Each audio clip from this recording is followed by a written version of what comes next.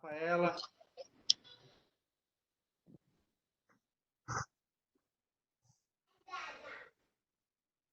Cleber tá aí, mas se já deu ok, eu vou desabilitar aqui o microfone. Whindersson, tudo bem, Whindersson? Ouço, sim. Ok, já desabilitei. Rafaela Vieira, tá ouvindo a gente? Sim, Pronto, desabilitei aqui o microfone. Nascimento, eu tô ouvindo o filho dele falar, faz atento aí. O que tá chato?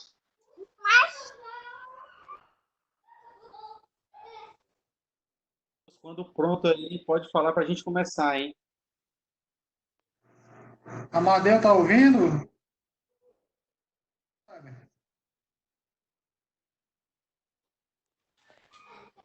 Opa, boa tarde a todos. Estou ouvindo sim.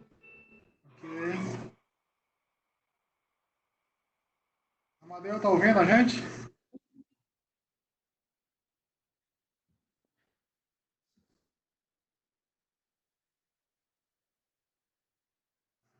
Para responder que tá. Então Ok. vamos começar aí, né, Lúcio? Já, acho que já está na hora. Deu 4 horas já, Sampaio. Então, vamos iniciar aqui nosso encontro, né? Eu quero agradecer aí o pessoal que está dispondo desse tempo aí no dia de vocês para poder a gente falar um pouquinho sobre o judô aqui. A qualquer momento que vocês desejarem, pode digitar para mim alguma coisa aí, perguntando, que eu vou respondendo aqui. Estou lendo e vou respondendo, se tiver alguma dúvida. O Lúcio, ele é o facilitador desse nosso encontro, né? A gente conversando, ele propôs que a gente fizesse esse encontro. Eu aceitei, e isso aqui é uma prévia de um segundo encontro que vai ter, que vai falar sobre o jiu-jitsu no Brasil, né? Então, primeiramente, a gente vai falar sobre o judô, que é um evento teste para a gente fazer um outro. Começando aqui, judô no Kaisetsu. Por que que eu escolhi esse nome, né? É a explicação do judô, porque às vezes a gente começa treinando lá, fazendo tudo que tem que fazer, só que a gente esquece da parte teórica, né? Do porquê que a gente está fazendo aquilo. Então, essa explicação que eu falo do judô são alguns fatos que passam despercebidos, né? E a gente vai treinando, esquece de estudar, e eu, pesquisando, eu comecei a falar, não, vamos elencar algumas coisas aqui e vamos passar, né? Vamos repassar para não cair no esquecimento. Então, para a gente iniciar, eu queria deixar aqui claro que quando eu falar de jiu-jitsu, é aquele sistema anterior ao judô, da onde o judô se originou, né? O judô é o judô que a gente conhece normal e o jiu-jitsu brasileiro é aquilo que veio do judô. Então, a sequência lógica histórica é essa, né? Uma coisa é jiu-jitsu, que veio lá na época dos samurais, o judô se originou disso e o jiu-jitsu brasileiro se originou do que a gente conhece lá como o judô Kodokan. Eu gosto muito desse termo, né? Por isso que eu usei nas minhas palestras, que é como se fosse uma frase japonesa que é bastante utilizada lá pelos antigos. É o Konshishin, que é estudar o passado para entender o presente. O Jigoro Kano, quando ele criou o judô, o que foi que ele fez? Ele pegou o conhecimento que já tinha lá nos estilos antigos. Essa figura aqui que eu estou passando o laserzinho em cima são os mokurokus das escolas que o jiu-jitsu estudou, que o Jigoro Kano estudou, né? As escolas de jiu-jitsu que o Jigoro Kano estudou. Então ele pegou aquele conhecimento que já tinha e estudando, acrescentando que ele o produto de estudo dele, ele criou o judô. A gente vê dois mokurokus aqui que são os pergaminhos que continham as técnicas dos estilos que ele estudou. Lembrando que ele estudou isso e ele fez uma síntese daquilo que ele achava mais importante para constituir o judô, né? Todo mundo fala que o Jigoro Kano criou o judô. Será que ele criou mesmo? Esses dias eu assisti uma palestra online e me veio a dúvida porque o palestrante ele falava que na realidade o Jigoro Kano ele não criou o judô. Ele, na realidade ele pegou uma coisa já pronta, estava parada e foi continuando. Sabemos que o nome judô ele já tinha sido utilizado por um estilo antigo de jiu-jitsu, que era o Jikishin Ryu. O nome já era utilizado, não foi Não foi uma coisa, uma inovação do Jigoro Kano. Só que nesse trecho aí do discurso dele, quando ele inaugurou lá o Kodokan em 1882, ele fala aí que, aproveitando todas as vantagens e conhecimentos por mim adquiridos pelas várias escolas de Jujutsu e acrescentando minhas ideias e métodos próprios, estou inaugurando um novo sistema e método de cultura física, de desenvolvimento mental, assim como de competir vitoriosamente. A ele denomino Nihon Den Korokan Judo.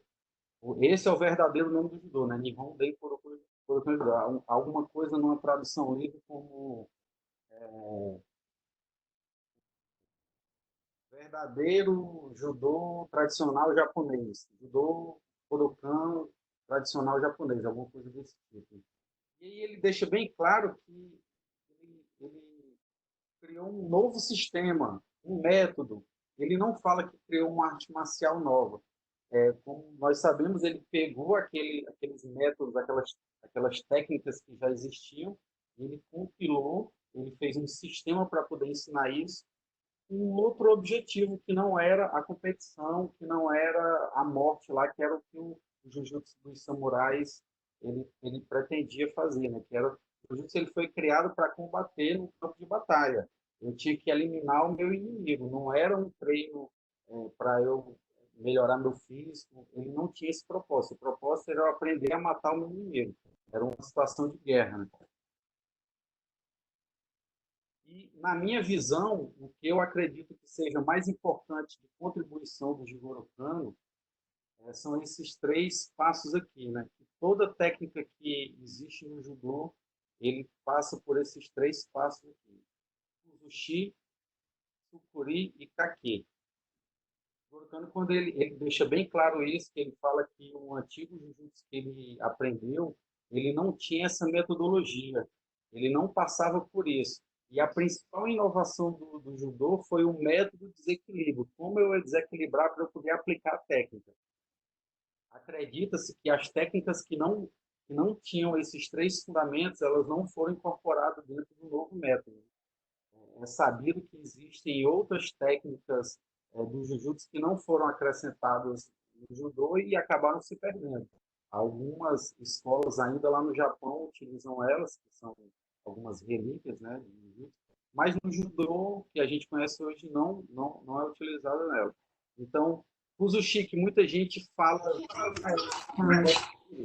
na realidade, ele seria um termo, em inglês, desmoronar, entendeu? O que fala Kuzushi, a tradução, o Sérgio depois pode me ajudar aí, fala que Kuzushi é desmoronar, então seria, traduzindo de uma forma livre, quebra de equilíbrio. Sukuri é a técnica de instalação, ou seja, esse segundo imagem aqui, é você encaixar no seu adversário para poder finalizar a técnica, que seria o Kaki. Então, esses três passos aqui, na minha visão, foram as maiores inovações do Jigoro Kano. O mérito de criação do judô deveria ser por essa sistemática que ele utilizou, né, que até então não existia. E para isso, de acordo com o surgimento de novas técnicas, ele foi preciso formalizar isso, né? Ele precisou criar um método para ele poder formalizar isso. Muita gente fala do Gokyo, do extra Gokyo, eu não concordo muito com essa nomenclatura extra Gokyo. Não é que eu não aceite, mas eu acho que ela é mal utilizada, ela é imprópria. Até mesmo porque foi feita uma classificação, né? Lá no início da criação lá do Kodokan, tinha algumas técnicas que já existiam e foram surgindo outras técnicas, né? O Gorokano se viu na necessidade de classificar elas, então ele criou o Gokyo em 1895. Se reuniu com alguns alunos dele e falaram: ó, vamos fazer aqui uma forma de uma progressão pedagógica. Até hoje, isso é levado em questão se, na atualidade, essa forma de ensino do judô, essa progressão pedagógica que é o Gokyo, tem mais de 100 anos, se ela seria válida. Tem duas amigas da gente que estão assistindo aqui a palestra, que elas têm um trabalho, um artigo científico muito interessante que fala sobre isso, né? Se realmente aquela primeira técnica que está no primeiro estágio do Gokyo, ela é a técnica que eu deveria utilizar para um iniciante no judô, né? Isso é uma questão a ser levantada, já vem sendo levantada há muito tempo. Existe alguns professores que defendem uma nova maneira. Porém, essa foi criada pelo Ah, Judô. Alguém oi, quer... Anne aqui. Oi, Eu fala. queria falar um pouco sobre, só trazer uma dúvida, na verdade, minha, é que, assim, tu citou aí o estudo, acho que é o estudo da Gabi da Iris, né? Isso. E a grande dúvida que fica, na hora que eu tô falando, passa o carro do gás. A grande dúvida que fica é se essa progressão pedagógica, ela é feita baseada em quem, né? Aí, se é no Uke ou no Tori. Porque muitos avaliam que, por exemplo, o Desharai, né, que é primeira técnica, ela é bem fácil de cair, mas não é tão fácil assim de derrubar, porque você tem que ter o tempo e tal.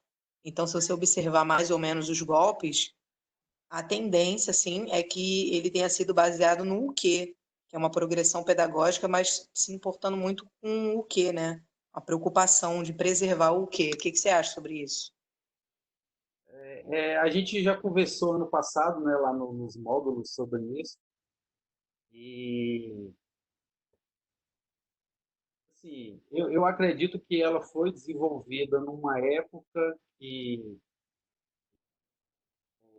existia um determinado número de praticantes que eram... O próprio Jigoro Kano, ele fala que ele, em um determinado momento, ele teve que mudar as regras de Randori, porque ele começou a ver um progresso que não era o previsto por ele dentro do Randori no judô, né? Como se tivesse desvirtuado, porque as pessoas elas estavam mais preocupadas na vitória do que no aprendizado da técnica. Então, eu acredito que ela, no primeiro momento, aquela forma de ensinamento, ela foi válida. Eu acredito que para os dois, para Tori e o Uke, só que com o passar do tempo, com a evolução natural que o judô vem passando, isso está se tornando um pouco obsoleto. Entendeu? Então, é uma questão de se avaliar isso, sentar, fazer o que a Iris e a Gabi e você fazem, e é estudar, sentar e tentar ver a melhor forma de se levar isso a partir de agora. Como eu já conversei com você, eu sei que a gente vai sofrer bastante interferência de algumas pessoas, porque algumas não concordam com isso, né? Mas tem que ser estudado. O que eu sempre levanto é o seguinte: vamos estudar o passado para entender o que está acontecendo agora. Eu não posso, da minha cabeça, tirar, eu acho que foi isso. Eu tenho que ver o que foi que aconteceu, ver a evolução e ver o que a gente tá passando agora, né? A minha ideia é essa, né? Seria o mais sensato sentar e conversar. Existem alguns professores aí no Brasil que eles criaram um método próprio de ensino, né? Eles retiraram algumas técnicas lá do Kyo, aquela proteção lá do Shirokemi na hora dos golpes do Sotogari, o Tigari, eles retiraram essas técnicas. Então, é válido para aquela realidade dele. Pode ser que para a nossa realidade não seja. Mas é um caso a se debater futuramente. Matheus pediu para falar aí. Libera o microfone dele, por favor.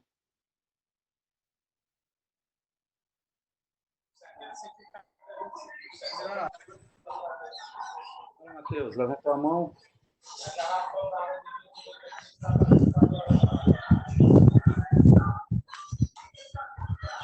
Matheus. Acho que ele levantou sem querer, ele só apertou o botão que quer saber o que é. Vamos lá. Ok, então vamos voltar aqui.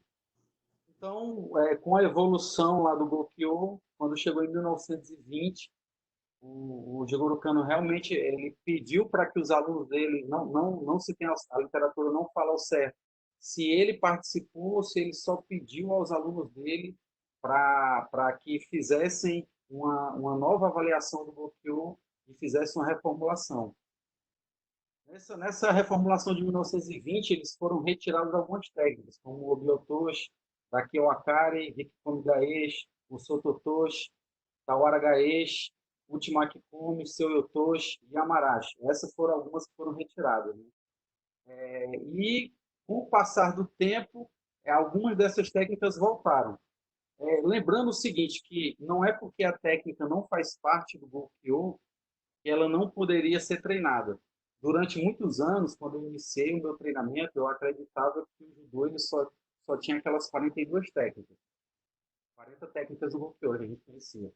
Com o passar do tempo que eu fui estudando, fui vendo que existiam outras técnicas, aí eu me perguntei, né? Até que eu consegui, lá com meus 16 anos de idade, aquele livro do Extra Gokyo do Stanley Vigili. E lá ele denominava a técnica como técnica Extra-Gokyo. Até então eu tinha aquilo como, né, como aquilo ali é o certo e tudo. Aí a gente vai perceber o seguinte, aquelas técnicas, faz sentido no nome Extra-Gokyo, só que a classificação para o Kodokan não é essa. Essa classificação que eu estou mostrando aqui para vocês, ela está lá na página do Kodokan. Estava, né? Que na última revisão agora eles retiraram. Mas isso aqui estava, eu acredito que eu tenho até o print disso. Alguém aí pode me ajudar se já tiver visto também. Então, a técnica foi retirada do Gokyo, só que ela continuava sendo treinada pelo pessoal lá do Kodokan. O que eu já li, o que a literatura me fala é o seguinte, que o Jigoro Kano, na maioria das vezes que ele interviu com relação às técnicas que faziam parte ou não, era sobre aquela técnica ser utilizada em Randori ou não. Porque o judô, desde o início, ele era para ser treinado em kata e randori. O kata era as técnicas formais e o randori era a técnica livre, né? O treino livre. O Kleber Sensei pediu para falar aí, Lúcio. Libera o microfone dele, por favor. Alô? Tá escutando? Opa, Kleber, pode falar, tudo bem?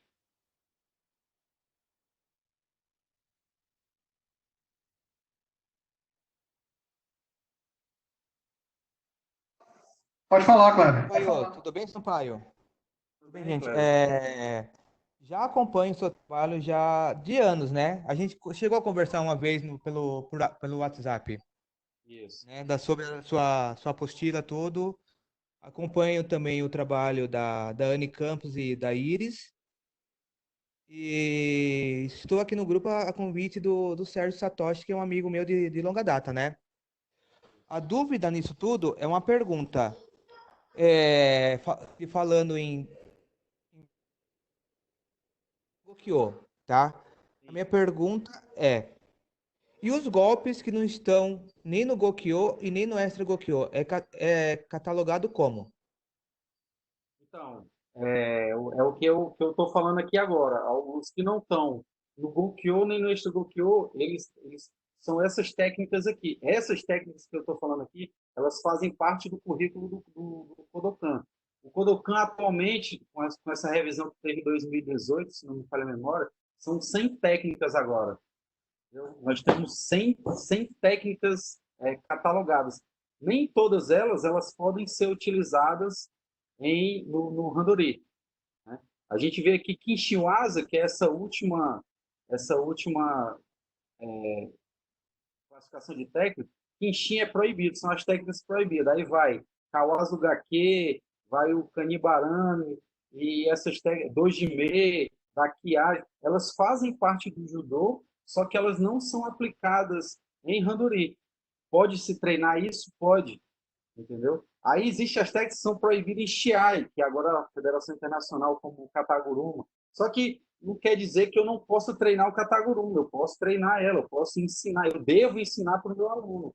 Porém, eu tenho que explicar para ele que durante a competição, ele não pode aplicar ela, se for uma competição nas regras da Federação Internacional, né? Então, o que eu quero mostrar é o seguinte, que existe uma classificação de técnica, não é a Gokyo e Extra Gokyo, não tem essa dualidade. Existe o Gokyo, que é como se fosse uma forma de você ensinar as técnicas de judô, e existe o Shimei no Asa, que Shimei são as novas técnicas classificadas, e elas, né, entrou em 1982 Murotegari, o Kibisugaeshi, o Dakiai, o Kanibazami e o Azugaki. Elas entraram em 1982. Né? O Shimei no Waza do Katano Waza, ele foi em 1985, se não me engano, uma coisa desse tipo. E o que foi que ele fez? Existiam vários nomes para as mesmas técnicas de Katano Waza. E o Kodokan se reuniu e falou, bem, a gente agora, tudo que for feito dessa maneira é determinado nomenclatura. Porque eles quiseram juntar todas aquelas 5 técnicas numa classificação só, como se fossem variações. Essa antepenúltima classificação aqui, Rabu Careta no Asa, que foi aceita em 1997, é uma curiosidade, porque eu comecei a treinar judô em 1992, já existiu o Ippon Seinage, e ele só foi reconhecido pelo Kodokan em 1997, como uma técnica classificada por ele, entendeu? Até então não existia. Esse Rabu Careta no Asa era as técnicas omitidas, que elas foram retiradas lá no início do judô, e um conselho do Kodokan de estudo, ele falou, não, essas técnicas elas têm que ser preservadas. Então, eles trouxeram de volta elas. E, inclusive, dentro delas, Ponce Inagê é uma técnica que eu sempre treinei e pô, eu não sabia que não fazia parte. Entendeu? Agora, pesquisando sobre isso, que eu fui ver. Né? O que mais me chama a atenção, e acredito que chama a atenção de todo mundo, que é um dos fatos que eu estou tentando desvendar uma coisa que tenha fundamento, é por que o Jigoro Kano não fez um Gokyo, né, para o Katame Waza. Entendeu? A gente até agora não descobriu isso. Sabe que ele tinha uma predileção pelo Nagewaza. Ele gostava mais disso, ele incentivava mais isso. Tem vários escritos dele falando sobre isso. Mas ninguém sabe por que ele não fez essa mesma progressão pedagógica para a parte de solo. Se a gente tiver alguma pergunta, algum apontamento, pode falar aqui, chamar, que a gente vai dando seguimento aí. Ainda está com a... Ah, beleza. Oi, Lúcio. Eu achei que o Cláudio ainda estava com dúvida, porque a mãozinha ainda estava levantada, mas ele tirou. Tá lá, tá com dúvida ainda? Pode falar, Cleber. Não seria nenhuma dúvida, tá? Em 2015, o Murata Sensei veio ao Brasil, né? E um dos meus questionamentos, uma das minhas perguntas para ele foi, Sensei, as técnicas estão cada vez mais sendo, como vou dizer, sendo mais avançadas, tem algumas técnicas que a gente não consegue identificar elas, e isso se tratando em competição, tá? Pode ser uma variação de alguma técnica, pode ser alguma coisa desse sentido. Aí ele falou para mim que existe uma classificação chamada Kukosai, Shirai Waza, que são as novas técnicas de judô que não fazem parte do Kodokan, mas são variantes, né?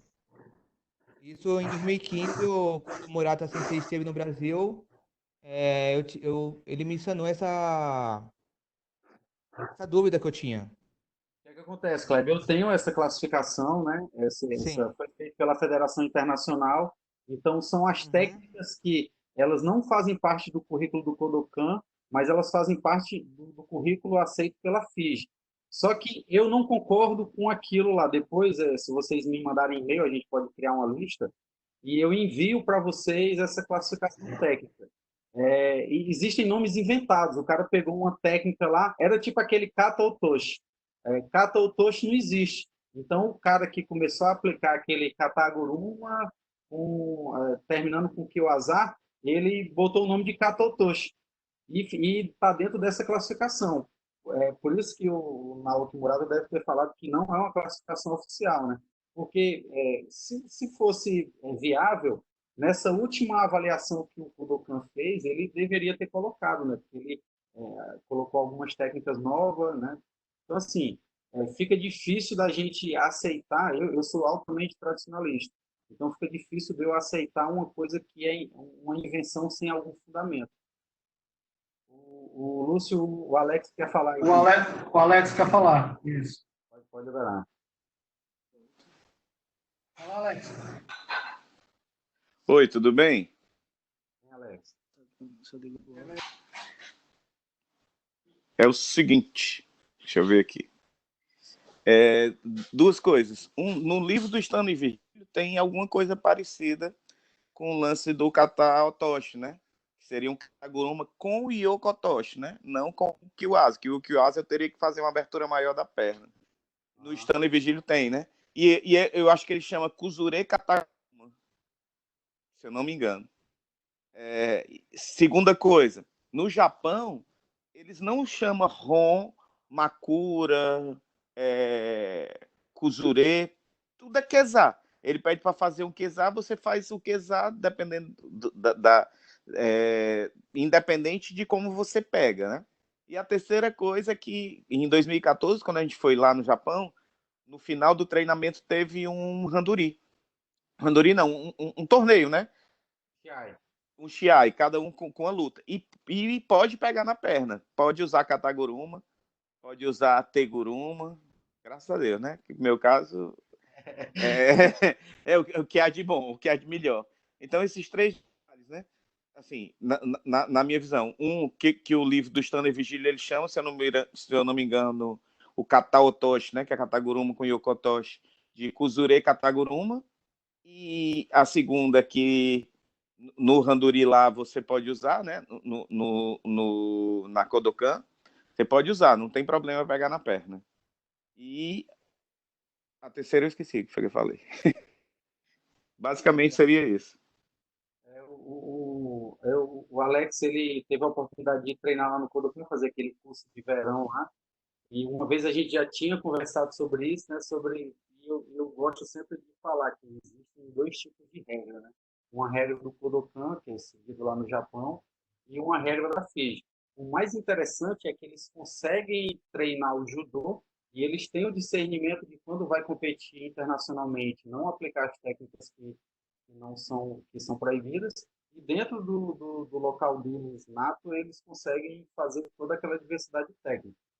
Eu acredito que, no primeiro momento, essa mudança na regra de proibir o ataque lá nas pernas foi benéfica. Só que agora, pelo caminho que o judô está seguindo, ele está como se fosse podando, porque o professor ele só quer ensinar aquilo que vai fazer o garoto ganhar a competição. E, na minha visão, isso é errado. Ele tem que ensinar o judô como um todo, eu vou ensinar tudo, e quando o garoto for competir, ele vai falar, oh, aqui você não pode fazer isso, deve fazer isso. Na minha visão, era para ser feito assim. Mas, infelizmente, a gente não sabe. O Alex pediu para liberar de novo aí. Fala, Alex. Nós assim, o André lá do Arrasta, o Queiroz e mais alguns outros professores, estamos tentando conversar entre a gente, para conversar com as federações, para fazer uma regra diferente para até o sub-13, talvez até o sub-15, mas pelo menos até o sub-13, sub-11, sub-13, que é tirar algumas técnicas. O André, esse amigo nosso, mais alguns dos professores, foram para Sport for Tomorrow, né? Tiveram a oportunidade de passar um tempo lá no Japão, com o sensei Okada, lá em Tsukuba, e visitaram outros lugares também. Então, lá no Japão, na parte infantil, eles tiraram o Sotogari, porque algumas pessoas se machucaram e veio a ter um óbito, né? Então, tiraram o Sotogari dessa primeira leva de ensinamentos. Lá eles ensinam algumas técnicas para o que derrubando a partir o que estando de joelhos, né? O que não caindo de pé, né? Então eles têm uma visão diferente. Então eu acredito que seria muito interessante se a gente levantasse isso para o 11, para o 13 anos, né? A gente tirar algumas técnicas como o Taniotoshi, o Uranagi, que alguns mais fortes, eles tendem a projetar dessa forma. Inclusive, eu estou começando a escrever um artigo que vai falar exatamente isso, a predominância no esporte cearense, para fazer uma comparação com o esporte nacional, do sub-13 e sub-15, das pessoas que no primeiro quadrimestre são quase na totalidade os que vencem, porque essa maturação nessa idade é muito mais. Ela incide mais forte no campeão do que o próprio judô. Aqui no Rio de Janeiro, a Anne lembrou aqui, já faz algum tempo, eu acredito, quando eu cheguei aqui em 2004, já existia uma regra adaptada para as crianças, né? Só que era só interno. E era um grande problema porque o garoto ele aprendia que aqui na competição ele não poderia fazer determinadas técnicas, só que quando ele ia para o Brasileirão valia tudo. E, né, e tinha esse déficit aí. O garoto não sabia bem o que fazer lá, acabava tomando o ipom lá de uma técnica que aqui ele não podia fazer, né? É, eu acredito o seguinte, que deve haver essa história que você falou aí do Sotogar, né, de você cair com a nuca. Realmente, nas minhas pesquisas, eu vi que, inclusive, a Federação Japonesa ela faz um panfleto falando do cuidado que o professor tem que ter ao ensinar essas técnicas, porque realmente, se o garoto não tiver um domínio da musculatura aqui da cervical, ele pode bater, se machucar e ter uma lesão séria. Existe uma associação no Japão de pais de alunos, escolas normais, que lá é obrigatório você escolher uma modalidade de judô para poder treinar. E o garoto vai treinar o judô, ele não é competidor, ele treina como se fosse uma educação física e acaba se lesionando. Então, assim, é um fato importante de a gente observar, né? Aqui no Brasil existe uma grande vertente que quer que o judô seja uma modalidade presente nas escolas como obrigatório. Eu não sei se isso seria uma boa coisa, né? Não sei. Mas vamos para frente, né? Se alguém quiser falar mais alguma coisa. O Sérgio Sensei ele tem um trabalho com crianças bastante interessante lá em São Paulo. Tobucan, a academia dele, ele tem um site também que ele coloca lá os estudos dele. É um treinamento bem. Ou seja, dos fundamentos, né? Postura, deslocamento, kuzushi, o kemi. Enquanto aqui a criança, o praticante, ele logo que inicia, ele mal faz a parte de ukemi, logo em seguida já vai para uma competição ou festival, né? Como as pessoas dizem, uma competição de uma maneira mais não tão competitiva assim. Eu acho que aí é onde está o ponto de diferença entre o desenvolvimento do japonês em relação aos outros países.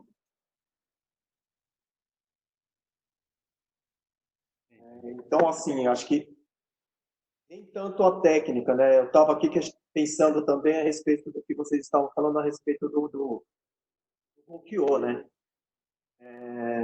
Realmente o Hokyo é algo que a gente tem que tentar entender. Não dá para a gente saber se é para facilitar o quê ou se é um processo pedagógico para o Tori, né?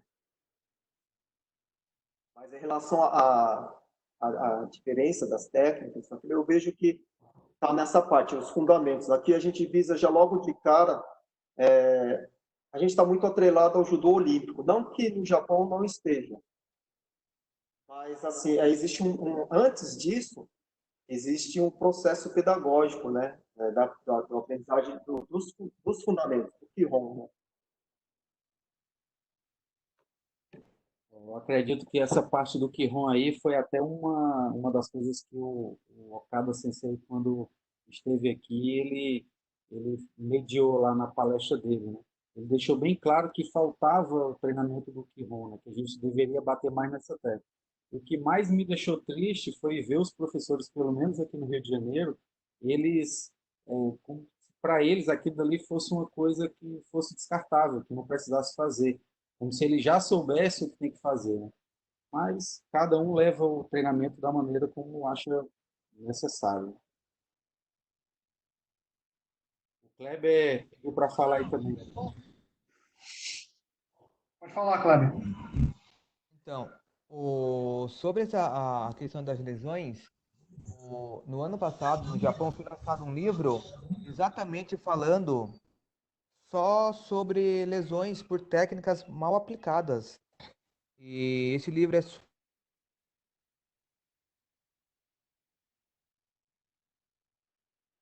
muito o trabalho dele.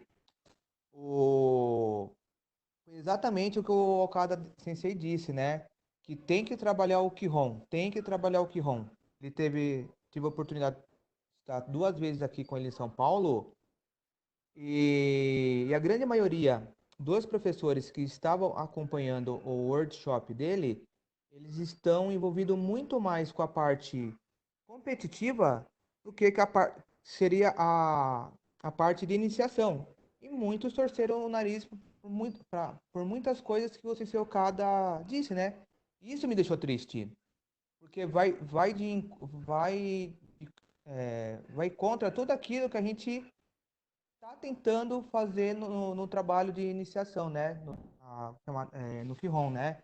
Eu tive conversando com a técnica da seleção brasileira, com a Yoko Fuji, que eu sempre converso com ela, estou sempre em contato com ela. E, e ela mesma me confidenciou num treinamento aqui em São Paulo com o pessoal da seleção. Tem muitos atletas que chegam no sênior, ela tem que começar a fazer, praticamente tem que pegar o atleta e trabalhar do zero, porque ele não sabe nem fazer o Uchikomi, né?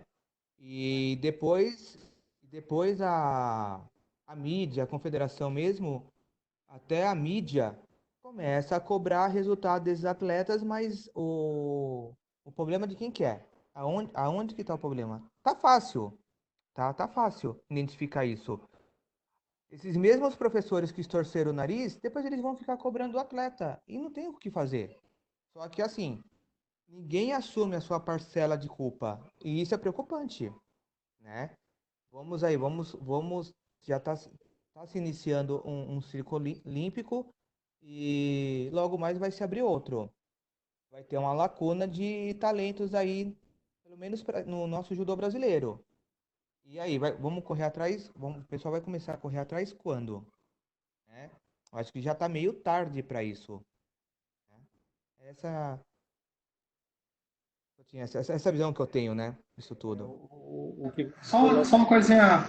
Kleber, a Anne perguntou sobre o nome do livro. Você lembra do nome do livro que fala sobre as lesões? Tenho, ele é todo em japonês. Se a Anne quiser depois, eu mando para os senhores no privado, mas ele tem um nome em inglês aqui, mas não é só ele não, tá? É Judô The Gently Way. É o caminho gentil, judô caminho gentil em inglês. Isso. Ele é todo em japonês o autor desse livro, ele foi técnico das seleções japonesas, tá? É que eu não recordo o nome dele aqui ainda, mas é super interessante esse livro aqui, super interessante. Ele faz uma autocrítica à falta do Kihon. Golpe mal aplicado, é certeza, vai, vai ter lesão. E o mais importante que ele aponta também é o seguinte: não basta só o Tori saber projetar. Se ele só souber projetar, ele não vai saber fazer o Kemi. Se ele não sabe fazer o Kemi, ele não tem como entender as nuances das técnicas. Aí cai dentro de uma defasagem, que ele fala muito em percepção motora fina dentro da aplicação da técnica. Se ele não souber, tem chance. Tá bom? É essa colocação que eu tenho a fazer aí. Beleza. A Carol quer falar, Sapão. Tu vai complementar alguma coisa do Kleber agora? Pode, o Alex também queria falar, Carol, pode colocar para eles falarem, por favor. Pode falar, Carol. Carol. Tarde, gente. Na verdade, é uma sinalização até que quando a gente está estudando o Gokyo, e aí a gente tem que pensar no Jigoro Kano como um visionário.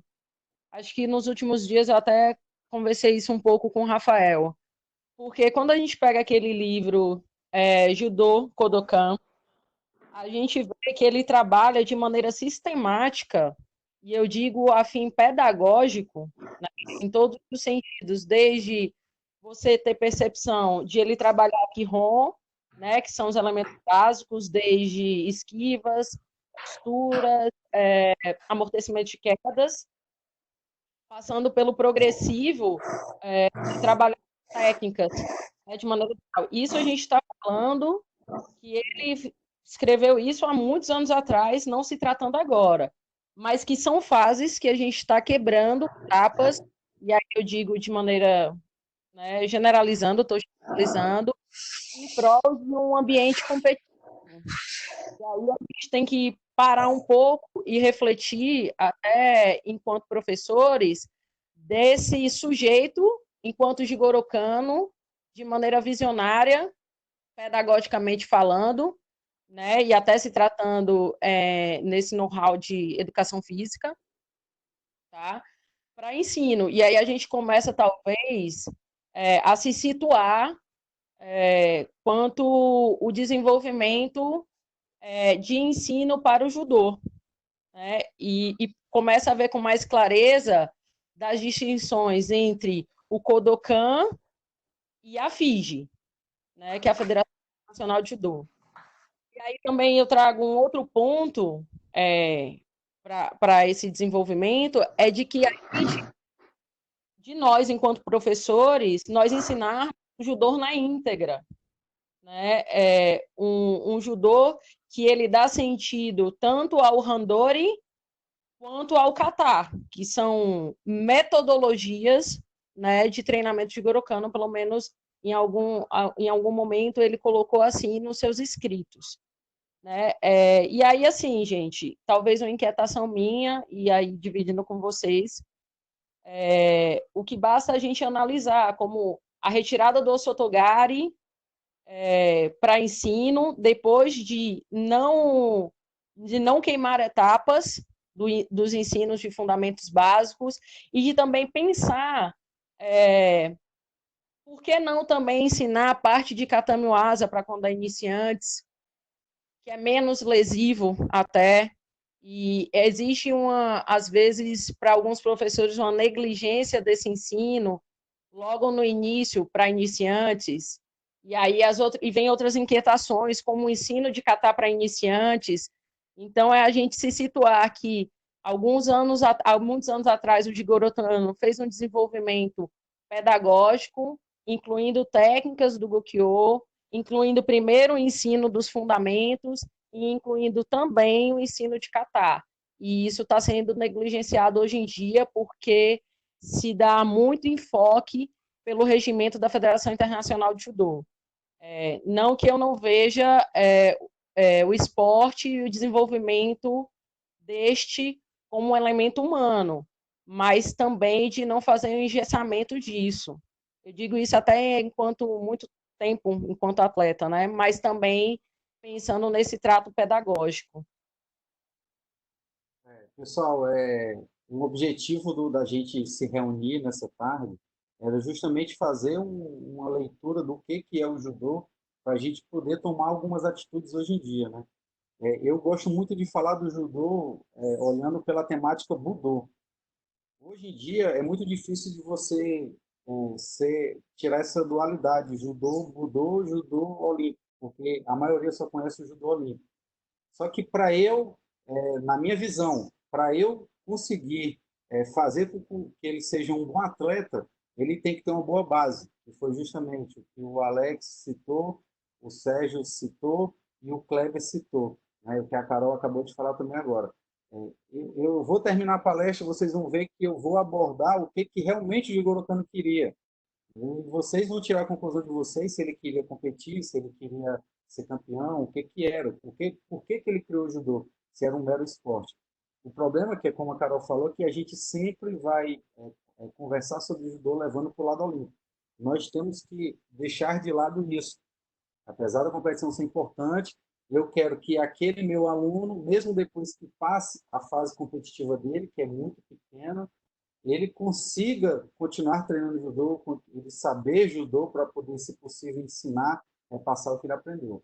Essa é a ideia desse nosso encontro, de fazer isso. A gente deixa um pouquinho o judô olímpico de lado, que ele é bastante limitado, entendeu? E para ser sincero, atualmente todas as ações das federações, Federação Internacional, com relação ao judô, são viés competitivo. Então foi deixado de lado essa parte de arte marcial. O judô foi criado para ser uma arte marcial. O Gorokan deixou bem claro isso. Ele não compactuava do judô se tornar um esporte olímpico. Nos seus escritos ele deixou isso também. Entendeu? Então, assim, se a gente for pesquisar, a gente for ler, a gente vai encontrar sobre isso. Então, a minha visão é essa: vamos resgatar a parte do judô que está sendo esquecida para a gente tomar decisões corretas agora. Uma delas, que é a principal que eu estou vendo aqui, que todo mundo concorda comigo, é o Kihon, né, que está sendo esquecido. Eu vou dar seguimento aqui, a gente já... O Alex vai falar agora ou não? Pode falar, Alex. Estou ouvindo. Só um minutinho. Anny, aqui não tem tempo não, Anny. Aqui se a gente quiser passar 10 horas, pode passar 10 horas conversando. E outra, quem tiver que sair, não se preocupe, pode sair, não tem problema algum. Quem quiser ficar, a gente vai continuar aqui. Pode falar, Alex, desculpa. Rafa, algumas coisas a gente tem que pontuar. Primeiro, 1882, 1895, 1920, né, 2000... 1920, né, da reformulação. Vamos pensar um pouco. Você, quando entrou no judô, qual era a idade que entrava, geralmente? Com 12 anos. 12. Mas tinha pessoas com 10, com 9? Hoje, hoje eu tenho alunos de 2 anos e meio e já tive, ano passado, 2 alunos de 2 anos, certo? Então, hoje eu tenho turmas de 2 a 3,5 a 4 anos, 5, 6, 7, 8, 9, 10. Então, existe uma preocupação da minha parte de trabalhar o judô na parte infantil dentro dos 3 principais necessidades: cognitiva, afetiva e a parte técnica propriamente dita.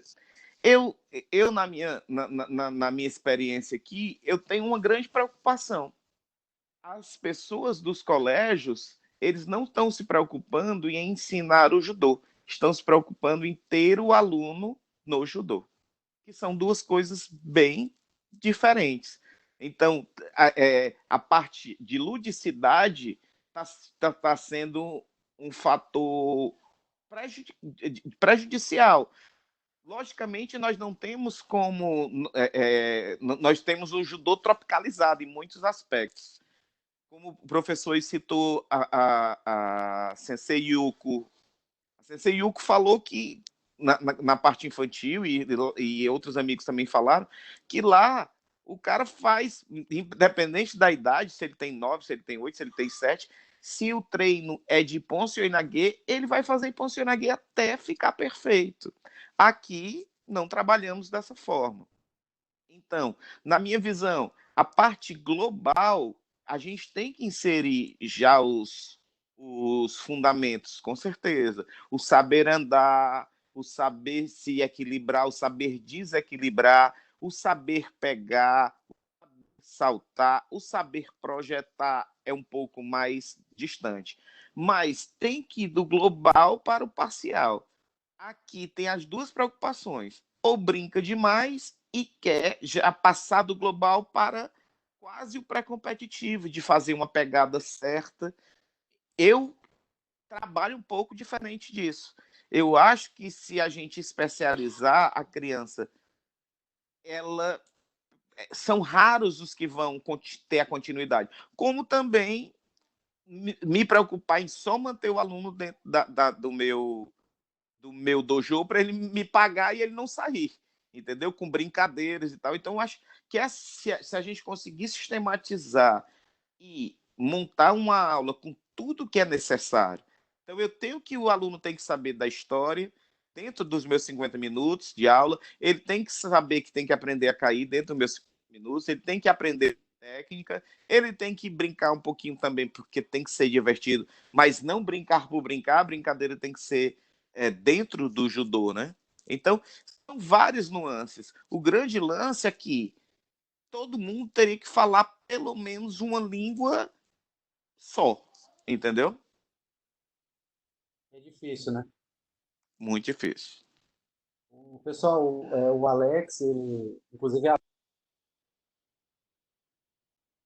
um ele é atualmente ele é o diretor técnico da Federação do Ceará, do Judô do Ceará. E ele é um dos professores que eu admiro o trabalho. Se eu tivesse um filho para fazer iniciação no judô, com certeza eu deixaria os cuidados do Alex, porque ele tem um trabalho bastante especial com relação a isso, né? Assim como eu admiro também o trabalho do Sérgio. E isso que ele pontuou na realidade, inclusive, foi até falado no dia do seminário do Okada Sensei aqui no Rio de Janeiro. Ele falou que é uma questão cultural, entendeu? Então, ele falou que lá no Japão não se usa lúdico para ensinar judô, apesar de que eu já vejo alguns vídeos de alguns professores fazendo uma metodologia diferente, não chega a ser o lúdico, entendeu? Mas é complicado, Ale, como você bem sabe, você está com um trabalho árduo aí para poder desenvolver isso aí, te desejo até sorte nisso, mas que não é um trabalho que, como o Kleber falou, vai ser é, agora, feito agora. Isso aí vai demorar um tempo, quem sabe até o Ângelo, né, o seu filho, não conseguirá pegar essa inovação que a gente está tentando fazer agora. O Ronaldo Sensei quer falar aí, o Alex, por favor. Alô, Ronaldo. Boa tarde, tudo bom, pessoal? Meu nome é Ronaldo Vieira, né? Eu sou professor de Jiu-Jitsu, conheço o Rafael Sampaio já há alguns anos e agradeço a oportunidade de estar participando aí desse diálogo, dessa troca de informações. Peço desculpas porque entrei aqui para o grupo agora há pouco, tive alguns problemas aqui que tive um atraso para entrar, tá? E, assim, eu queria passar algumas ideias que eu tenho, estou ouvindo atentamente aí as colocações, e algumas situações que ocorrem muito no jiu-jitsu, e de repente até colaborar, corroborar com as ideias que estão sendo colocadas. Eu pratiquei judô, né, dos 6 anos, 5 anos, 5 ou 6 anos, por alguns anos até a faixa laranja, depois eu parei, depois que eu migrei para o jiu-jitsu. E as minhas observações dentro do jiu-jitsu, né, que é onde hoje é o meu universo, o universo competitivo ele tomou conta. Infelizmente ele tomou conta e toda a divulgação feita em cima do esporte, da parte esportiva, basicamente dentro do jiu-jitsu, é visando a competição. Particularmente eu não sou adepto dessa ideia e nas minhas aulas eu procuro sempre ter aulas da parte de queda, né, que a gente trabalha, e da sequência da luta. A luta começa em pé, tem que haver a queda, tem que haver o trabalho de desequilíbrio e, posteriormente, o trabalho de solo. Só que, infelizmente, as próprias regras de competição, elas não valorizam isso. Aonde o atleta faz uma pegada, senta ao solo e pronto. A luta continua. Ou seja, se você desenvolveu 30% do seu tempo de aula em queda, quando o atleta fez a pegada e sentou, 30% de todo o seu tempo de aula morreu, não valeu de nada.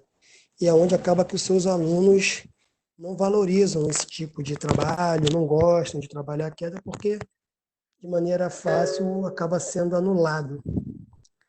E aí a minha pergunta é para o Sampaio, né, para o Rafael Sampaio e para alguns outros, é como a gente pode trabalhar essa valorização do Budô, da prática marcial, em detrimento do comercial, porque acaba sendo um trabalho muito individualizado.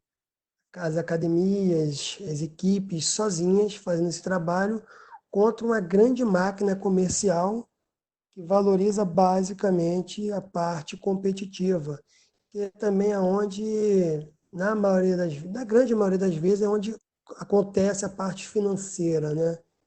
eu acabo visualizando muito isso, que é a importância do financeiro, a visão financeira, ela superou demais a questão marcial, da prática por amor mesmo, da prática de quem gosta.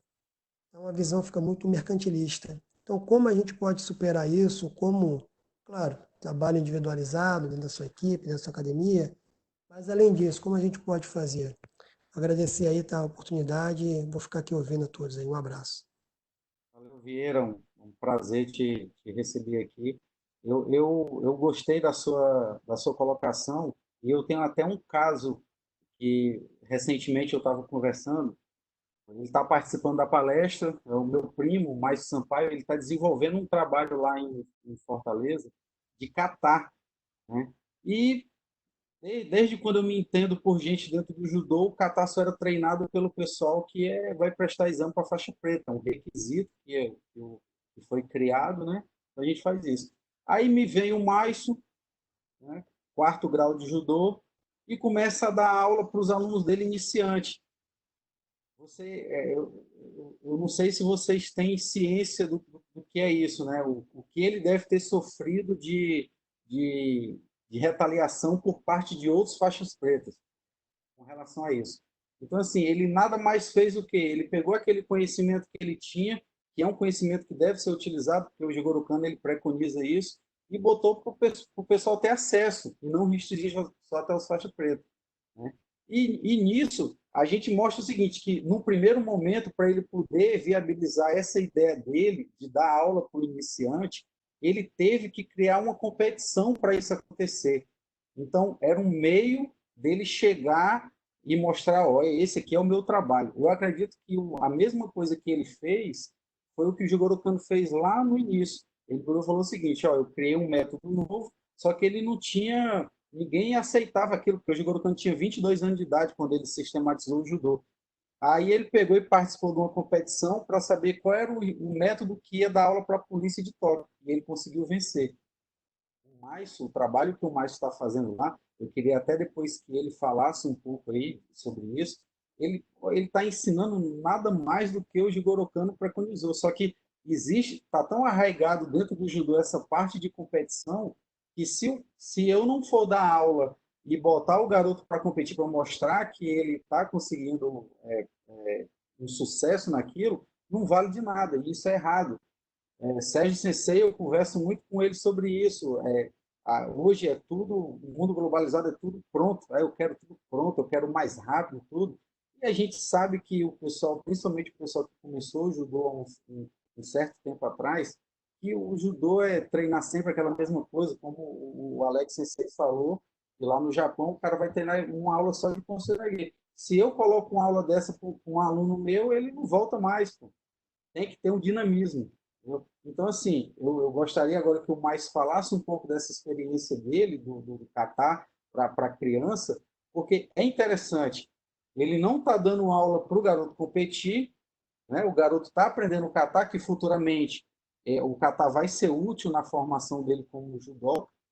Só que ele, ao mesmo tempo, para ele poder viabilizar isso, ele está demonstrando através da competição. Se você puder liberar aí, Lúcio, o áudio do Mais para ele falar um pouquinho. Ah, Boa tarde. Tá escutando? Tá ok? Tudo ok, Márcio. Pronto. O objetivo todo é que essa sequência do Jigoro Kano, né, esse princípio de proporcionar, independente da graduação, que eles tenham a vivência também do kata, né?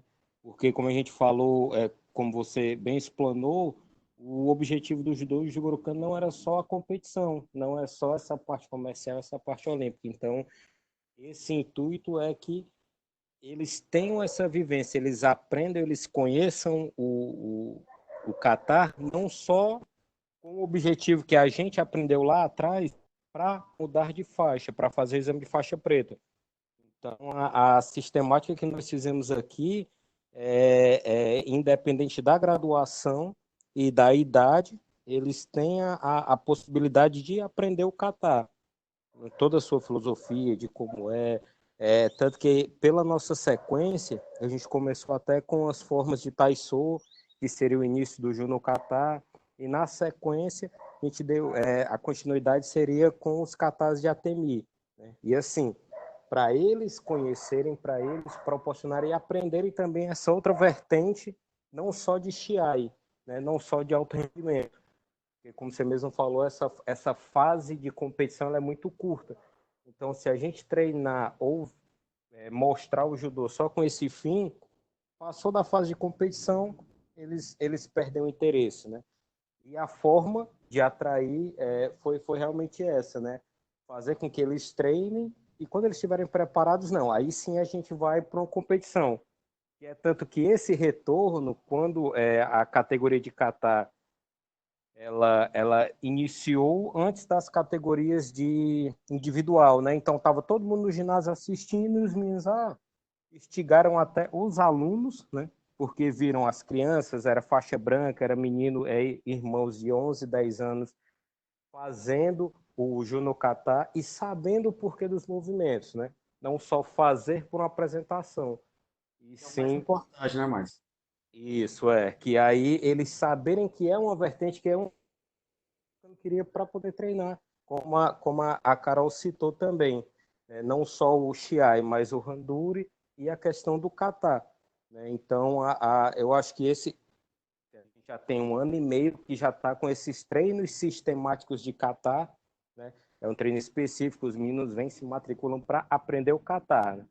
E aí, no início, eram só marrons ou pretas que queriam fazer o exame estava no ano de fazer exame de faixa, e daí a gente foi abrindo a oportunidade dos demais, e hoje a gente tem alunos de 10, de 11 anos, faixas azuis, faixas amarelas, tanto que no campeonato que teve aqui no Ceará no final do ano, a dupla campeã de Junokata foi uma menina faixa branca e um menino azul, né? Então, eu acho que o grande lance seria esse, de proporcionar a eles de aprenderem essa vertente, não só com o fim de competição ou com o fim de mudança de faixa. Excelente, mas é louvável o que você está fazendo aí. Eu realmente me admiro porque não é usual, a gente não costuma ver isso. Imagino que as barreiras que você deve ter enfrentado para poder colocar isso em prática, né? Mas acredito que deveria ser mais divulgado ainda esse seu projeto aí para outras pessoas comprarem essa ideia, porque o kata ele foi criado pelo Jigoro Kano para poder preservar a técnica como ela deve ser feita. Então, se o teu aluno ele já sabe o kata, já sabe aquela forma correta, o Kihon só vai complementar isso aí. Parabéns aí pelo seu trabalho. Pessoal, eu vou dar seguimento aqui à nossa palestra. E é uma historinha de como foi feita a criação das técnicas no judô, né? Dizem que no início do judô, o Jigoro Kano estava lá estudando, ele criou diversos movimentos. A técnica preferida dele, o Tokuyo Waza, era o Ukigoshi, de esquerda, né? E o Shiro Saigo, que era um dos melhores alunos dele, ele conseguia defender essa técnica dando um passo para frente. Daí o Jigoro Kano pegou e esticava a perna, daí surgiu o Haraigoshi, né? Mais um tempo depois, eles pesquisando, eles descobriram um modo de, quando ele fosse fazer o Haraigoshi, eles jogarem o abdômen para frente e ficarem, né, meio que em pé. Aí o Jigoro Kano, depois de alguns dias, criou o Tsuri Komigoshi. E é bastante interessante essa história, porque depois eu estava pesquisando e ligando aqui, triangulando informação. O Ukigoshi, ele só entrou, ele fazia parte do primeiro Gokyo, que foi em 1895. Porém, na relação não existia essa técnica. Ela só foi aparecer por volta de 1911. Então, é mais um fato que essa história aí contada por Kazuzo Kudo, que foi um dos que chegou a dar esse mudança, para dar viabilidade, né? E o mais interessante é que essa sequência dessas três técnicas, elas estão preservadas no Nage no Kata, que é as formas de projeção, né, do judô, né? Eles preservaram essas três técnicas para quem treina, né, consegue visualizar elas lá. Então tem um significado. E uma outra pergunta que sempre me fazem, geralmente a pessoa que ela está começando a entender um pouco de judô, é por que cair com as costas no chão é considerado a vitória do Tori, né, no caso, de quem projeta sobre o adversário dele. Então, eu gosto muito dessa leitura aí do Kazuo Yoshimura. Ele fala que o Ippon é uma vitória absoluta porque ela vem da época dos samurais, né? Como o judô veio de uma arte samurai, na época do samurai, quando ele estava lutando de armadura, se ele projetasse o outro cara no chão e esse cara caísse com as costas, ele era submissão, porque o adversário dele ele poderia pegar a espada e neutralizar ele de cima para baixo, ele ia enfiar a espada ali onde ele pegasse, ele morreria. Então o judô ele herdou isso. Por isso que quando eu caio com as costas no chão, é considerado ippon, né? Acabou a luta, é a submissão, né? E isso é um dos fatos, eu tô escrevendo sobre o azar, né? Eu pretendo lançar um livro sobre isso. Isso é um dos fatos que corrobora com a minha ideia de que o neo-azar ele só surgiu depois do Kodokan. Antes do Kodokan não existia neo-azar. Existia, neo-azar são as técnicas que são feitas deitadas, né? Para quem não é do judô. E a criação lá se alguém quiser perguntar aí, quiser intervir, pode falar, tá? Lá em 1882, o Jigoro Kano criou lá uma sede para poder divulgar o judô, né? Só que existiu, o Kodokan era em Tóquio, existiu o Butokukai, que era uma instituição do governo japonês para fomentar as artes marciais tradicionais, né? E ela foi criada em 1895. O interessante é que, no início, eles é o que o Jigoro Kano fez, né? O Jigoro Kano ele pegou aqueles estilos que ele estudou para criar o judô. O Butokukai ele reuniu todos os estilos de judô de jiu-jitsu que existiam na época e fizeram algumas reuniões para poder fazer um currículo, né? E o interessante é que nessa foto aí que a gente consegue ver aqui embaixo, está aqui o Jigoro Kano aqui no meio, esses mestres que estão aqui atrás eram mestres do judô, de Kodokan e do jiu-jitsu antigo, né? Eram os mestres mais proeminentes na época. E eles se reuniram porque o Jigoro Kano foi considerado o presidente da comissão para estudar, entendeu? Os novos katas, as novas técnicas que fariam parte do currículo do Jiu-Jitsu. E interessante ressaltar, essa reunião foi em 1906, e o que aconteceu nela? Eles decidiram quais katas iam ser treinados por todas as escolas. Então, eles pegaram algumas técnicas de várias escolas, e o Jigoro Kano, ele conseguiu que fosse aceito o Nage no Kata, que já era treinado no Kodokan. O Katame no Kata, ele teve algumas alterações. Existe uma história do Tanabe, que é esse aqui onde o laser está em cima. Mataemon Tanabe, que era um excelente jiu-jitsu da parte de solo. Então, ele deve ter contribuído para colocar algumas técnicas. E o Kime no Kata, que são as formas de decisões, também foram definidos nessa reunião aí, né? Nessa reunião, existiam outros katas já criados pelo Jigoro Kano nessa época, né? Como o Ju no Kata, mas que não fez parte do currículo. Depois de um tempo, eles começaram a divergir em algumas coisas, né? Existe uma história que é contada que o Ryuzo Ogawa é um mestre de judô que veio com 50 anos morar no Brasil, na década de 50, e ele era do Butokukai e ele praticava um estilo de jiu-jitsu que não aderiu ao judô Kodokan. Então eles eram meio que rivais, ele tinha uma certa rivalidade com o Jigoro Kano, eles não concordavam com os ideais de Jigoro Kano. É mais uma ideia de que pode ter fundamento essa história que o Jigoro Kano ele pegou uma coisa que já existia e deu continuidade. Isso aí a gente tem que pesquisar mais para poder se aprofundar nisso. Não, eu não creio que seja real, mas é uma possibilidade. Depois de um tempo, aconteceu uma outra situação. Só um minuto. O Jansen está pedindo para que seja abordado sobre a história do jiu-jitsu. Jansen, eu iniciei aqui a palestra falando que essa palestra seria um teste para outra palestra que é sobre a história do jiu-jitsu. E nessa palestra da história do jiu-jitsu eu vou falar qual é o meu entendimento através das minhas pesquisas de como nasceu. A gente vai divulgar para essas mesmas pessoas que estão participando dessa palestra hoje, beleza? Então, assim, para a gente não, porque a história é mais extensa do que essa daqui que eu vou contar sobre as curiosidades aqui do judô. Foi combinado assim. Então, depois de um tempo, surgiu uma outra situação que algumas pessoas, inclusive eu, algum tempo atrás, eu acreditava ser um estilo de judô, que era o Kosen Judô, mas que hoje, depois de estudar e pesquisar um pouco, comprei o livro deles, que é esse livro aqui que tem a capa aqui, que é a Essência do Judô de Kosen, e ele fala o seguinte, que na realidade ele não era um estilo de judô, ele, na realidade era o judô com outras regras. O que aconteceu? O Jigoro Kano ele deixou bem claro no início que ele acreditava que se você treinasse primeiro o Katame Waza, a parte de solo, você conseguiria desenvolver mais rápido. Acredito eu que pela pequena quantidade de técnicas e até a questão motora também.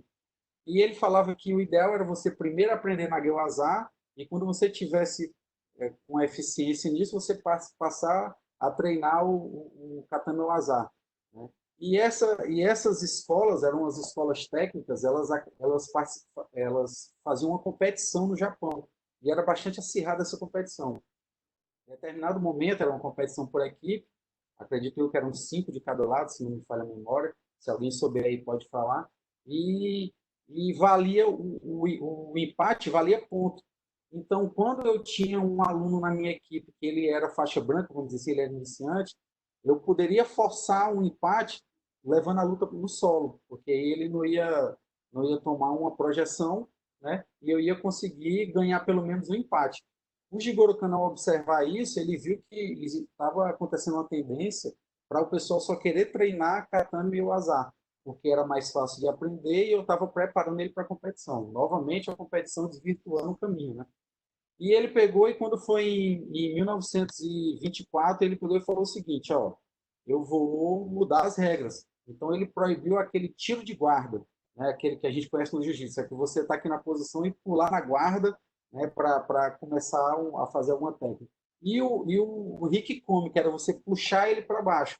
Eu estou em pé e faço uma menção de entrar alguma técnica de um Sumigaeshi, um faltou a memória aqui agora o nome da técnica. Enfim, para proibir isso, o Jigoro Kano ele reformulou as regras para poder proibir isso, né? O Ângelo está falando aqui das 7 universidades imperiais. No primeiro momento, Ângelo, eram escolas técnicas, né, que eram conhecidas como Kotosen Mongaku. Depois da Segunda Guerra Mundial, durante um tempo da Segunda Guerra foi proibido de ter a competição, e logo após isso ele se tornou as 7 universidades imperiais que existem até hoje. É o Nanatei, o nome da competição lá, né, que são as 7 universidades imperiais. É interessante ressaltar que dentro do Kosen Judô ele desenvolveu de uma maneira tão especial que surgiram algumas técnicas lá, né? Tem uma que é um nome de um sensei que ele fazia, que é tipo como se fosse uma raspagem, eu me falha a memória agora, mas o mais conhecido, que todo mundo conhece hoje em dia, é o Sankaku Jime. Sankaku Jime, ele nasceu nessa época com um aluno que inclusive era do Kodokan, ele era um dos professores da faculdade lá, né? O Oda Tsunetani, ele influenciou muito essa parte de Neuazá do judô, né? Eu acredito que o maior desenvolvimento técnico aconteceu nesse período, né? Alguns professores de jiu-jitsu eles acreditam que aquela passagem, aquela raspagem de La Riva nasceu do De La Riva, que, né, eu não concordo. Inclusive esse vídeo aqui ele está na internet, quem quiser depois eu posso mandar um link. É o Obitori Shigaeshi. É o nome da raspagem que eles dão no Kosen. Esse vídeo é de 1980, se eu não me engano, 1960, uma coisa 60, 60 80. E ele demonstra já essa técnica fora algumas outras técnicas, né, que surgiram nessa época que as competições eram bem valorizadas dentro dessas escolas. Outra inovação do Jigoro Kano, que influenciou diversas outras modalidades marciais, como o Karate-Do e o Aikido, é o Gi, né, que é um uniforme da gente pratica que no Ocidente é comumente chamado de kimono. Na realidade, kimono é roupa de vestir, né? Um termo diferenciado. Na realidade, a roupa de prática é o gi. E em 1881, a gente está vendo essa foto aqui do Jigoro Kano, ele com o que ele praticava, né? Um tipo de uniforme lá, deve ser um uniforme comum, não era nada propriamente para a prática da luta, mas era o que era utilizado. Em 1904, a gente já vê um mais parecido com o kimono que a gente conhece hoje, né? O gi que a gente conhece hoje. Aqui está de short e a camiseta. É interessante que nas minhas pesquisas eu consegui achar que essa vestimenta que eles utilizavam para lutar era uma vestimenta que ficava por dentro da armadura, como se fosse uma roupa de baixo, né? Uma roupa íntima. Então, até a situação da cor branca, ela tem um significado. Pelo que eu já pude observar, a literatura fala que era branco porque os tecidos coloridos no Japão eles eram caros. Então, o branco ele era barato, ele não tinha cor, ele não era tingido. Então, por isso que era utilizado o branco. Acredito que depois todo mundo utilizava o branco, porque no judô, o judô não queria que todo mundo treinasse, enfim. E foi criada aquela áurea daquela história que o judogi tem que ser branco, que é da pureza, né? Eles fizeram uma analogia a uma filosofia que existe até hoje no judô, né? Que ninguém sabe se realmente tem fundamento isso. E nessa outra de 1908, a gente vê já o Jigoro Kano com um uniforme já mais parecido com o que a gente utiliza hoje, né? Só com a calça aqui no meio da canela, mas é bem parecido com o que a gente utiliza hoje nas lutas. Né? Outra inovação do Jigoro Kano é o sistema de graduação. E, na realidade, naquela época, só existia o Jiu-Jitsu que ele recebia um título, ele não recebia uma graduação, não existia graduação. E o último título desse era o Menkyo Kaiden, que é algo como você tem total permissão para ensinar, você tem ter conhecimento para poder passar isso. Né? O Jigoro Kano ele tinha Menkyo Kaiden no Kito Ryu e no outro estilo que ele passou, que era o Tenshin Shinyo, e ele resolveu mudar e ele criou o sistema de Kyu e Dan. O Kyu era para o pessoal iniciante e o Dan para o pessoal já mais avançado. Em 1883, ele graduou os dois primeiros Shodan, que foi Shiro Saigo e Tomita. Né? Eles eram os dois alunos que estavam mais competindo, fazendo isso. O Jigoro Kano falou, não. E nesse primeiro momento, a faixa, o Shodan, que é o Dan inicial, era só para distinguir que eles não eram mais iniciantes. Não tinha essa, o cara é faixa preta, o cara domina tudo. Não existia isso, né? Esse sistema que eu botei aqui, de branca, marrom, preta, a faixa de Kodan, a faixa Kohakobi e a faixa Akobi, são um sistema que até hoje ainda é utilizado em algumas academias no Japão, porém já tem algumas que já usam o sistema colorido, né? Mas, inicialmente, o Jigoro Kano ele criou o Kohakobi, que é essa faixa aqui, vermelha e branca, até o nono grau, era sexto, sétimo, oitavo e nono grau. O primeiro, o sexto grau, em 1926, foram os dois alunos Yamashita e Yokoyama, foram os dois que receberam essa primeira graduação. Você vê que é bem novo, né? Não tinha esse tanto tempo que a gente passa hoje.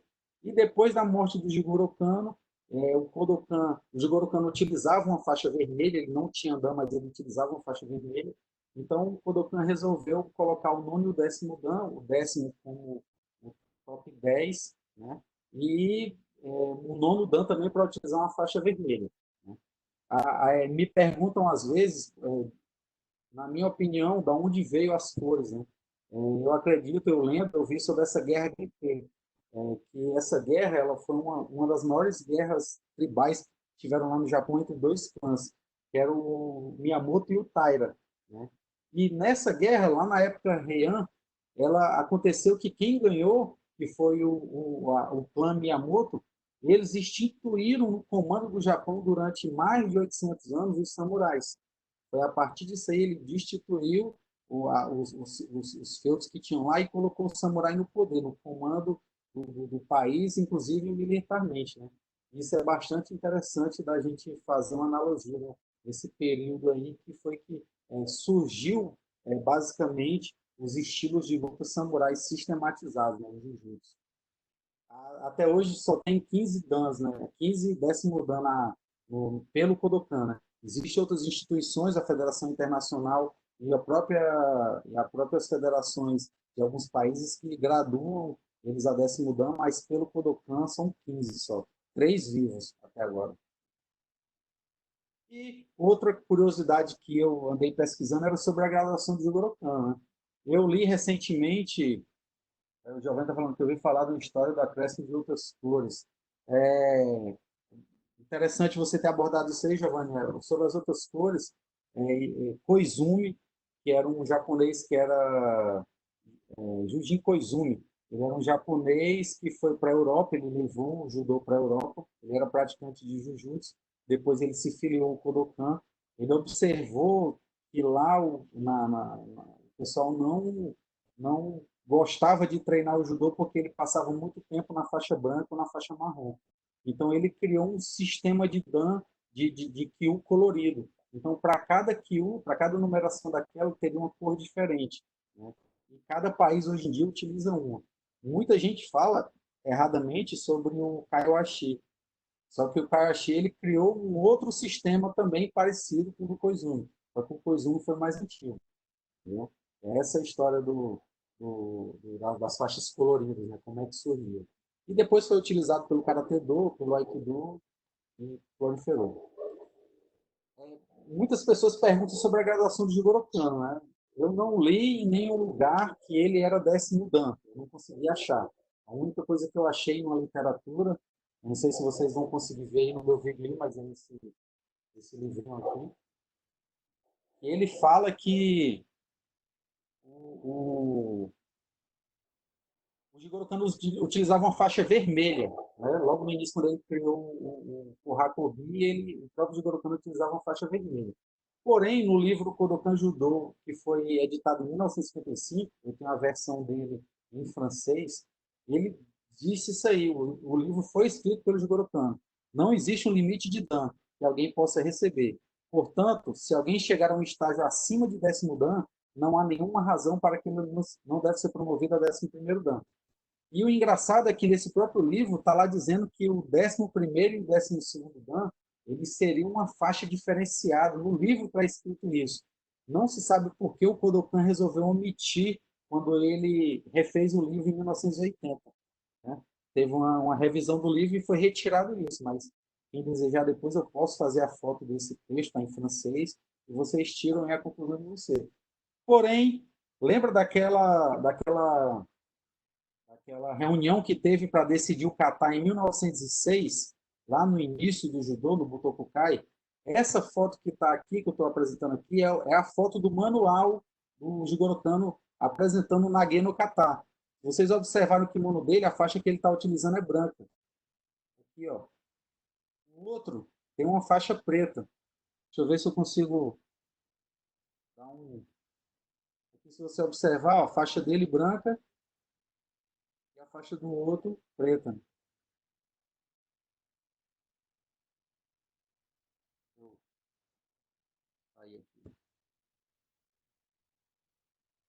Então é interessante da gente observar que o Jigoro Kano acredita que para ele não fazia sentido utilizar uma faixa de outra cor ou ter alguma graduação, porque ele foi o criador da modalidade. Né? É interessante de observar. E entrando agora para a parte fundamental do que o Jigoro Kano previa para o judô, ele fala que, ainda que ele considere o judô dualisticamente, a prosperidade e o benefício mútuo pode ser visto como a sua finalidade última, e a máxima eficiência como um meio para atingir esse fim. Essas doutrinas são aplicáveis a todas as condutas do ser humano. O primeiro princípio que o Jigoro Kano defendia era o da suavidade, que era o Ju. Depois o Seiryoku no Zenyo, que é o melhor uso da energia, e o Jita Kyoei, que é o progresso e benefício mútuo. Essas falas nos fazem acreditar que o Jigoro Kano ele queria uma coisa muito além do que apenas o treinamento, a repetição de movimento, a aplicação de técnicas em combate. Né? Ele, na realidade, na minha visão, ele era um visionário para a época dele. E ele deixou claro isso escrito, que o método educativo dele, do judô, ele queria um judô dividido em 3 partes iguais, que deveriam ser treinadas igual totalidade. Né? O primeiro é o cuidado do fortalecimento do corpo pela educação física, ou seja, é o treino físico normal do que a gente faz, o desenvolvimento moral e ético e a aquisição de conhecimento. Né? Como o Alex bem citou, as três atitudes que a gente tem que tomar como professor, né? Que a gente aprende lá na faculdade. O Jigoro Kano, há mais de 100 anos atrás, ele já defendia isso, né? Desenvolvimento físico, moral e intelectual. E, infelizmente, o judô que a gente vê hoje é só a parte física, né? A gente está treinando físico para a competição. Apesar de que existe todo aquele trabalho por trás dos bastidores para um atleta se tornar campeão, né? Como trabalho psicólogo, multidisciplinar, de fisioterapeuta, de tudo, não é a totalidade que o Jigoro Kano visualizava naquela época. E eu terminar a palestra aqui falando que o objetivo supremo do estudo do judô é treinar e cultivar o corpo e a mente com a prática do ataque e da defesa, e assim dominar o essencial na arte para buscar o autoaperfeiçoamento e trazer benefícios ao mundo. Em 1964, antes de morrer, ele declarou isso aí em uma das palestras que ele fez. Então, eu queria que vocês levassem isso aí adiante, multiplicassem essa frase do Jigoro Kano aí para a gente. O primeiro passo já vem sendo tomado há bastante tempo. Há algumas pessoas que estão nessa sala de aula hoje, trocando conhecimento comigo, vocês foram convidados porque vocês fazem parte do mesmo pensamento que eu tenho com relação a judô. Não é só treinar, a gente tem que estudar. Tem pessoas que eu admiro, entendeu? A Ana está pedindo para voltar aqui o slide do Dan. Ah, aqui. Tá aí, Ana. Entendeu, pessoal? Então, depois eu vou disponibilizar essa palestra para vocês através daquele e-mail que vocês cadastraram. Vou pegar o e-mail de vocês e vou passar. Então, vocês vão ter acesso a esse material aí também. Beleza? E a bibliografia que eu utilizei para fazer esse material, esse livro aqui, ele é em inglês, mas ele fala muito sobre a história do judô em alguns fatos que não são revelados normalmente. E esses dois livros aqui, eles deveriam ser os livros de cabeceira de cada professor de judô, ou aquele que se interessa pelo judô além da competição, de entender o que cada coisa que o Jigoro Kano fez significa. Então, pessoal, está aberto agora aí, se alguém tiver alguma dúvida, sugestão, pede aí para falar aí, que a gente vai liberando. O cara quer falar aqui. Vou falar no cara. Pode falar, Clara. Oi, Alex, esse livrinho que você falou que está em inglês aí, eu tenho ele em japonês. Inclusive, eu tenho um PDF. Não está no PDF, está em Word. Ele é traduzido já. Se alguém se interessar, Em português? já foi traduzido para o português. Legal. Então, aí, pessoal, quem tiver Pronto, interesse, Alex. tem uma... Faz o seguinte, Alex. Tem um e-mail do Sampaio, tem um e-mail do Rafael Sampaio? Ô, Kleber. Eu Tem um acho e-mail do Rafael. eu acho que Pronto. sim, porque eu acho até mesmo que eu fiz o cadastro, né? Ótimo. Tu passa para o e-mail, porque aí eu consigo disponibilizar isso numa área de documentos, onde todo mundo, eu mando só um e-mail para todo mundo com essa documentação, com esse material que está sendo divulgado aqui. Aí eu boto numa área onde todo mundo pode ter acesso e pegar esses documentos, esse material. Quem tiver pronto, eu vou deixar o e-mail aqui, eu vou colocar o e-mail aqui no bate-papo. Quem tiver algum tipo de material que queira compartilhar entre a turma, manda para o e-mail que eu vou ceder aqui, que eu vou colocar, porque aí eu consigo disponibilizar uma área onde todo mundo vai lá nessa área e tem acesso a. Tá aí, ó, o Rafael Sampaio. Anota o e-mail do Rafael, passa para o Rafael o material que vocês têm, porque aí eu consigo pegar com o Rafael e disponibilizar isso para todo mundo de uma forma única. Beleza, gente? Fica melhor assim para todo mundo? Tá, ok. Inclusive, o Alex falou também da parte espiritual do judô, né? Infelizmente, isso no Brasil a gente não tem muito. Vamos dizer assim, não tem na literatura brasileira, né? Mas quem conhece o Sensei Sumio Tsujimoto e a sua esposa, a falecida Dona Vera Sugai, eu sou aluno do Sensei Sumio há 30 anos. Eles começaram um trabalho livros bastante fantástico. interessantes. Eles fazem um trabalho fantástico nessa parte dita espiritual do judô, né? Inclusive tem dois livros escrito pela Dona Vera, que chama-se O Caminho do Guerreiro, 1 e 2, que Muito fala bom. exatamente dessa parte espiritual do judô. Tá? Eu acho que não tem mais na editora, está esgotado. Se alguém tiver interesse, pode encontrar eles nesses sebos virtuais ou pode entrar em contato comigo, quem tiver interesse. A Lili colocou aqui, né? Muito bom o encontro de hoje, saber que a forma como eu penso em relação a esse indivíduo e enquanto juvenil está em sintonia com os reais que estou aplicando. E muitos outros profissionais como vocês, muito enriquecedor.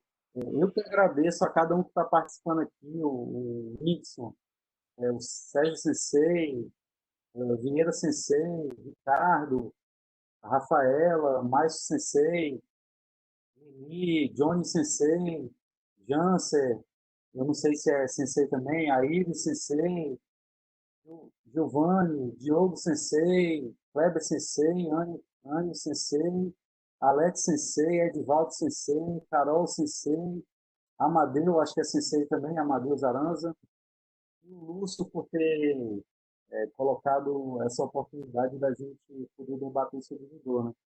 Como eu falei no início, a gente vai ter um próximo encontro sobre a história do jiu-jitsu brasileiro.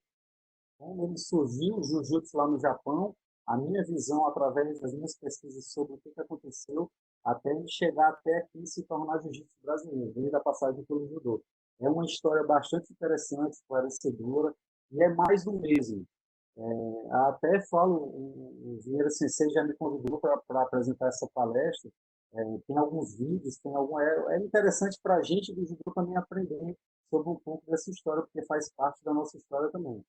Se alguém quiser falar, está aberto aí também para complementar. O Amadeu Sensei falou para a gente fazer uma vez por mês. Podemos combinar, entendeu? Tudo está aberto aqui. Se for a primeira, foi um teste, né, como eu falei, e vamos para frente. Agora é só aumentar só.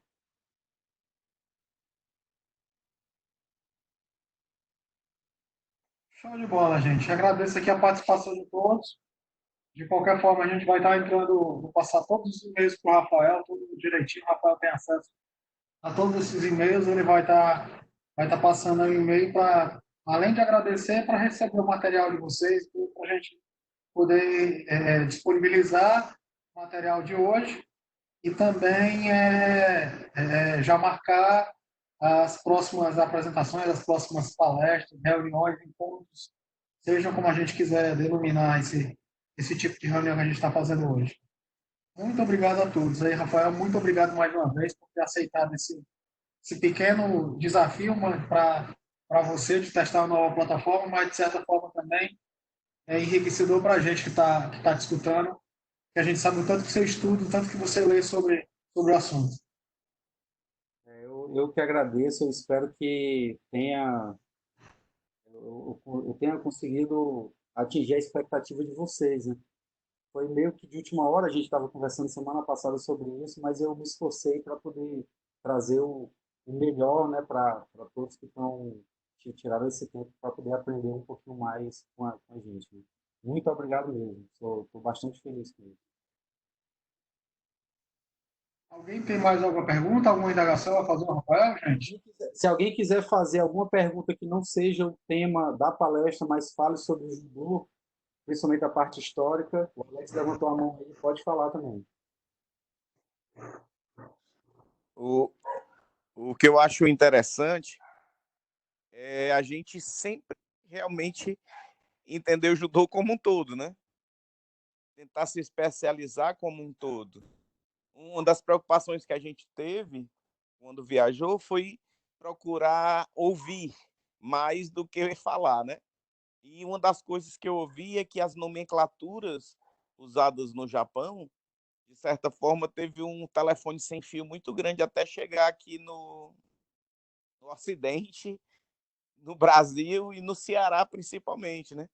Então, a gente tem que deixar a cabeça aberta para desmistificar muita coisa. Não é porque o professor do meu professor ensinou daquele jeito, o professor dele ensinou a ele ensinou a mim, que aquilo é a verdade absoluta, né?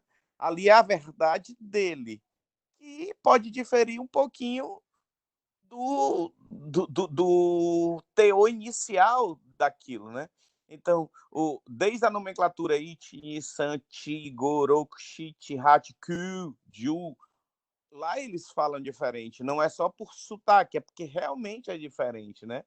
Algumas pessoas no Brasil falam Randori, outras Randori. Lá é Randori. Então, eu tento é, é, propagar isso. O Deashiharai, não Deashibarai, lá é Deashiharai mesmo, né? Não tem esse B. Mas não que isso seja motivo para nós corrigirmos os colegas ou pejorativamente fazer esse tipo de correção. Por quê? Porque o judô é maior do que tudo isso. Uma das coisas que a gente teve preocupação quando viajou para o Japão foi uma exacerbada hierarquia que a gente imaginava. Então, no primeiro dia de treinamento, eu disse, moçada, ninguém leva celular, ninguém leva nada, não vamos querer ser repreendidos, levar vacarão aqui no Japão, né? Aí nós fomos para o primeiro turno. Quando chegamos lá no primeiro turno do treinamento, um dos senseis que estavam lá, faixa vermelha e branca, tirando selfie, fazendo foto e tal, coisa que a gente imaginou que talvez não acontecesse.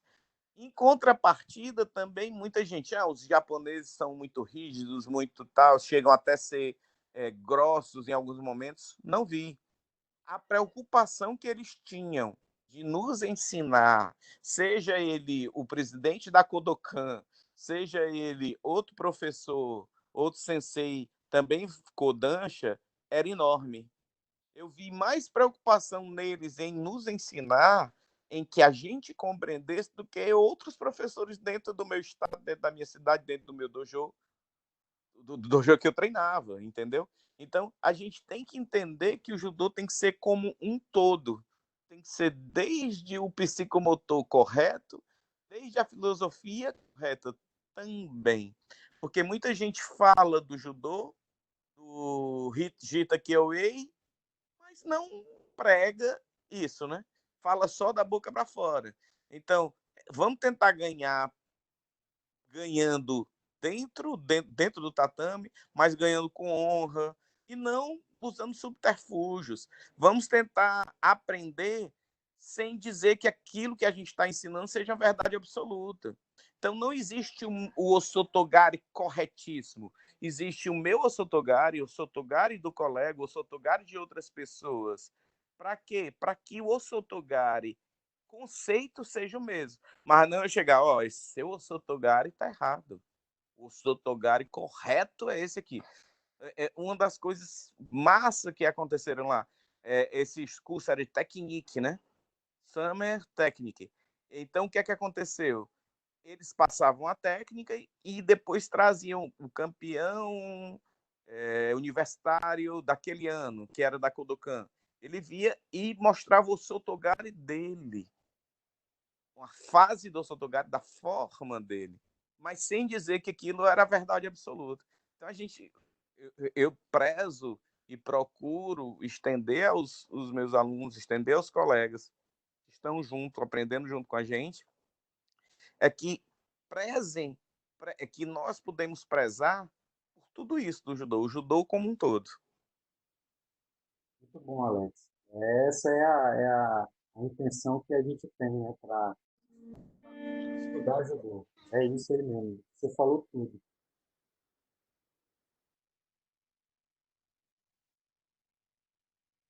Alguém mais deseja falar alguma coisa?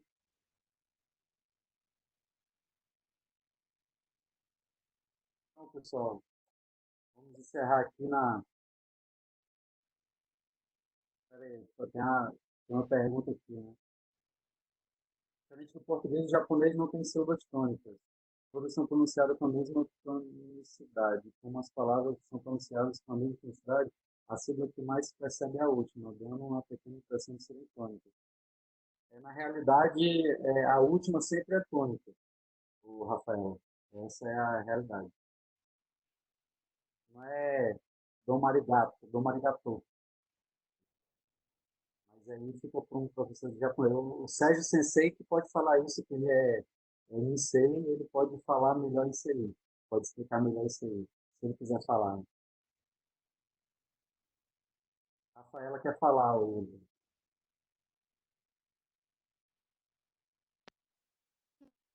Quando pergunta aí, eu não sei de quem foi. É porque eu tinha lido em algum artigo alguma coisa sobre isso, falando que as sílabas japonesas elas não eram igual no português, que tinha sílabas tônicas. Então, como todas poderiam ser pronunciadas de todas poderiam ser tônicas, na verdade, todas eram pronunciadas da mesma forma, a última sempre seria, no caso, tônica, porque ela era pronunciada como última. Eu tinha lido isso no artigo, aí respondendo a pergunta aí, eu não sei de quem foi. Aí é só para saber se realmente era correto isso, que eu tinha lido que elas não eram tônicas, todas poderiam ser pronunciadas da mesma forma, só que acaba sendo sempre a última, né? A mais forte, no caso. Aí só para tirar essa dúvida aí e realmente saber se é o correto. O Sérgio Sensei está falando que, em relação à pronúncia, ele sugere que pesquisem no Google Tradutor. Coloquem a palavra e saberão como é a pronúncia. Já é um caminho aí para quem desejar aprender mais. Eu aprendi que, na realidade, a última sílaba é tônica, né? Posso estar errado. Mas eu aprendi, eu sou autodidata, aprendi lendo o livro e escutando o japonês falar. Mas posso estar errado também. O Sérgio deu uma opção boa aí, ele que é descendente de japonês, né? Então ele sabe melhor do que eu para poder dar essa ideia. Pessoal, alguém tem mais alguma coisa a falar, a se pronunciar? Existe acento tonal na língua japonesa? Não existe necessidade.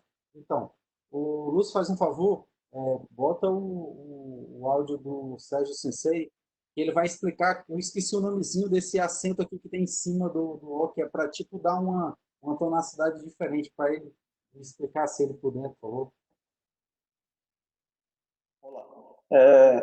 Esse acento chama macron, né? E aí ele é utilizado para tipo, dar aquele prolongamento. No caso aí, a gente leria domo arigato, né?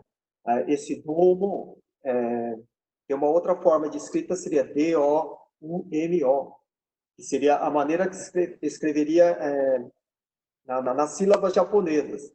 E aí, quando a gente encontra esse acento macro em cima da letra O, significa que a gente tem que prolongar, assim como no nome Kano Sensei, Jigoro Kano, Judo, né?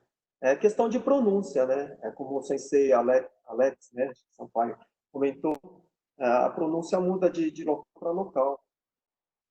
Aqui fala-se Randori, né? Porque escreve-se com a letra R, mas na verdade seria Randori a pronúncia. Por isso que eu estou falando, é mais fácil a gente pesquisar a pronúncia através do Google Tradutor. Se colocar a palavra lá e colocar em japonês, ele vai falar a maneira como seria a pronúncia correta da palavra. É um caminho. Muito obrigado, Sérgio, pela explicação aí, esclarecedora. O pessoal está perguntando como é que é o nome do livro da Vera Lúcia Sugai. Eu não sei se todos conseguem ver a minha imagem aí, mas eu vou mostrar aqui no vídeo. É esse livro aqui. Esse é o volume 1, que é da capa vermelha. Esse aqui é o volume 2. São dois livros. É uma excelente leitura, né, para a gente. O volume 1 ele fala da contribuição das artes marciais para o equilíbrio físico e espiritual, a editora Gente. E o volume 2 ele fala integrando a educação, autoconhecimento e domínio pelas artes marciais. Da editora Gente também, todos os dois têm a colaboração do esposo dela, que é o Somio Tsujimoto Sensei, um kodansha de São Paulo. Deixa eu ver aqui como é que eu faço para... Para a apresentação tira o compartilhamento de tela, Rafa, que aí aparece a tua tela completa. Não, eu estou com o livro na mão aqui, eu estou botando na minha imagem. Pois é, mas aí para todos está aparecendo mais o teu compartilhamento de tela. Para o compartilhamento de tela. Não, eu só estou com webcam no celular, cara. Não estou no computador, entendeu? Sim. Então, mas habilita o. Desabilita, não, desculpa. Como tu tá como administrador no computador, aí vai aparecer a tua imagem principal do computador. Espera aí só um minuto. Isso. Isso. Pronto, habilita agora o teu. Vai compartilhar alguma coisa no computador ainda? Não. Não, beleza. Então, pois desabilita o som do teu computador.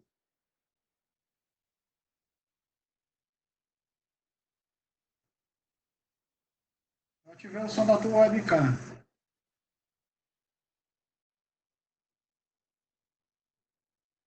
Prontinho, habilita agora, mostra aí, fala aí teu vídeo. Entendi.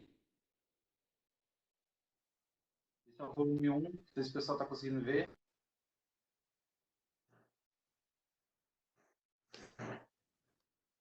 Aí, agora sim. Esse aqui é o volume 2.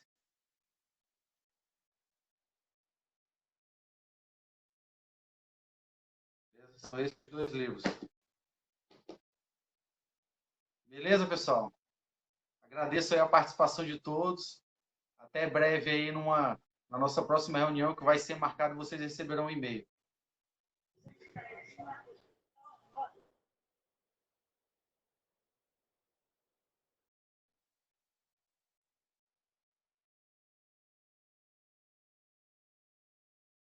Valeu, gente. Vou encerrando aqui a reunião.